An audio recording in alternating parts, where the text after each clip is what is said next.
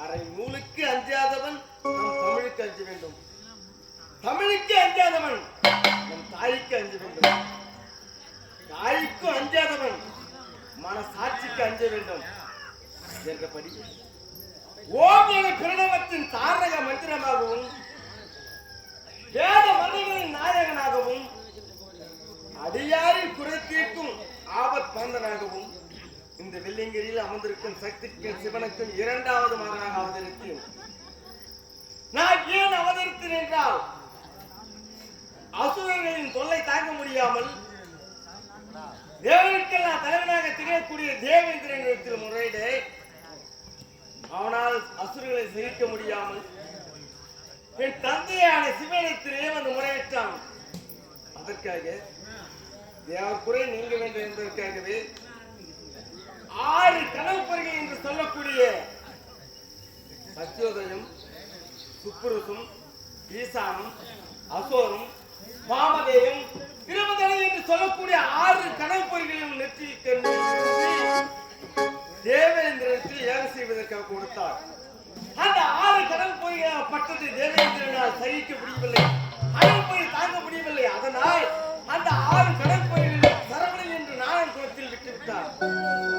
அந்த நாணன் குளத்திலே 6 கனவுப்பொறிகளாக பட்டது 6 குழந்தைகளாக அவதரித்தேன். கார்த்திகை பெண்களால் வளர்க்கப்பட்டேன். சக்தியானவள் ஒன்றாக சேர்த்தால் உடல் ஒன்றானது, சிறு 6ஆனது, கர 12 ஆனது. அம்மா, என்னை ஏன் படைத்தீர்கள், எதற்காக படைத்தீர்கள் என்று கேட்டேன். அசுரர்கள் கொள்ளை தாங்க முடியவில்லை, சூரியனை வெல்ல வேண்டும் என்பதற்காகவே உன்னை நெற்றிக்கண்ணில் இருந்து படைத்தோம். 6 குழந்தைகளாக கார்த்திகை பெண்களால் வளர்க்கப்பட்ட நீ ஓர் உருவோடு இந்த சக்தி வேலை கொண்டு அந்த சூரர்களை அழைத்து வா. அந்த சூரபத்மனை அழிப்பதற்காக சென்று வென்று அந்த சூரபத்மனை கொன்று ஒரு பகுதி சேவலாகவும் மறு பகுதி மயிலாகவும் மீது அமர்ந்து சமத்துவ வழிகாட்டு நாட்டு மக்கள் அனைவரும் பக்த கொடியை தீர்த்து வந்தேன். அன்று முதல் இன்று வரை குறைந்தீர்த்த எனக்கு குறைந்தீர்த்த குமரன் என்று பெயர். 6 முகத்தோடு விளங்கியதால் 6 முகன் என்றும், 7 முகத்தோடு இருப்பதால் முருகன் என்றும், நறுமணம் வீசியதால் கந்தன் என்றும் பல நாமதேவர்களை கொண்டு தேவருக்கெல்லாம் தலைவனாக திகழக்கூடிய தேவேந்திரன் மகனாக திகழக்கூடிய தெய்வாவே மணந்தேன். தனிய மலையிலே வள்ளியை மணந்தேன். இவர்களோடு 6 பானை வீடுகளோடு முன்புற்று வாழ்ந்து வருகிறேன். இருந்த போதிலும் எனக்காக தேவா காத்துக் கொண்டிருப்பார். பிறகு தினந்தோறும் என்னையே பிறந்த நாள் முதலாக முருகா முருகா என்று பக்தி கொண்ட அசுர குட்டிலே பிறந்த அதிகார சூரன் ஆணவ குருவோடு அழைத்திருக்கிறான். என்னவென்று புரியவில்லை. எதற்கு எதிர்நோக்கி சென்று ஜோதி வடிவாக காட்சியளித்து நான் இன்று நேரு முகமாக சென்று காட்சியளிக்கிறேன்.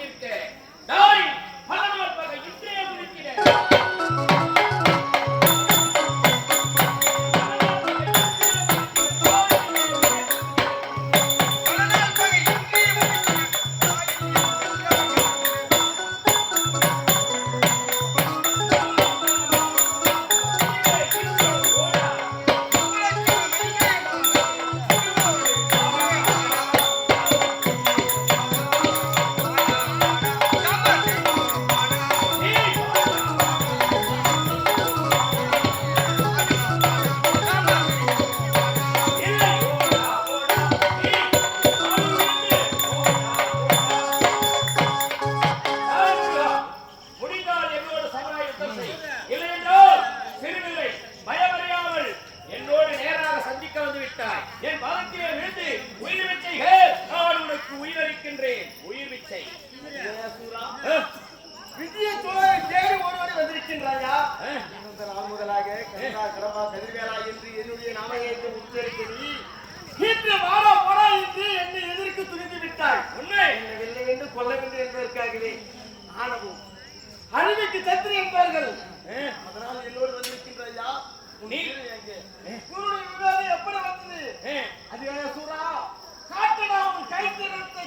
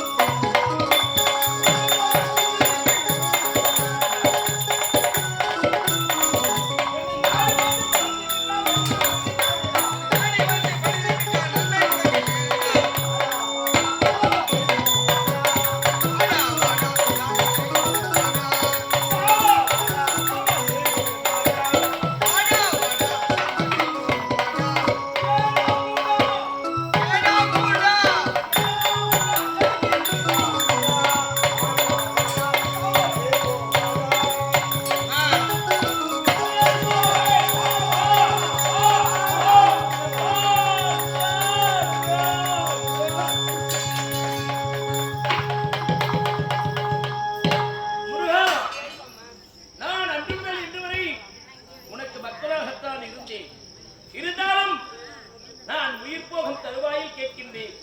இந்த இரு உள்ளங்களையும் காப்பாற்ற வேண்டும் என்ற எண்ணத்தோடு உன்னை நான் இப்படி பேசினால்தான் நேராக வருவாய்.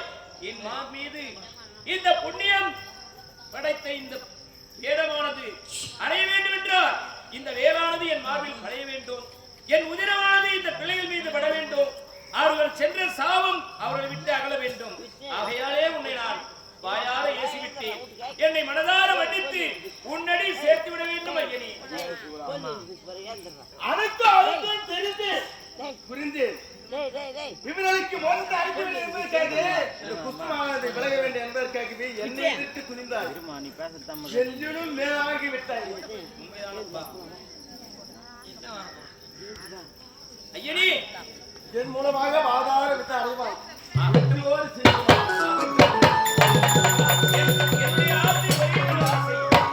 இந்த சிவகங்கராபுரி உன்னுடைய தந்தையால் நான் இந்த சிவகங்கராபுரி அடைந்து இந்த நாட்டை என் மக்களையும் கண் இமை எப்படி காத்ததோ அதே போல் காத்தேன்.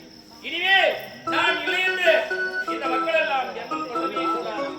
ஆகையால் இந்த என் பிள்ளைகளை அழைத்து அவர்களுக்கு திருமணத்தை செய்து வைத்து என்னுடைய மணிமணியை சூட்டி உன்னுடைய கரத்தாலே இந்த நாட்டை மகளுக்கு மணிமணி சுட்ட வேண்டும். ஆகட்டும், அத்தனையும் உன் கடமையாகும். நான் முன்னாடி சேர்கின்றேன்.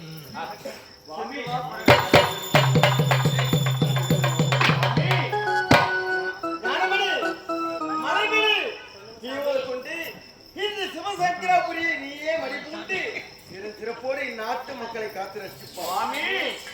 இந்த முருகன் அருள் இருக்கும் வரை மறுபிறவி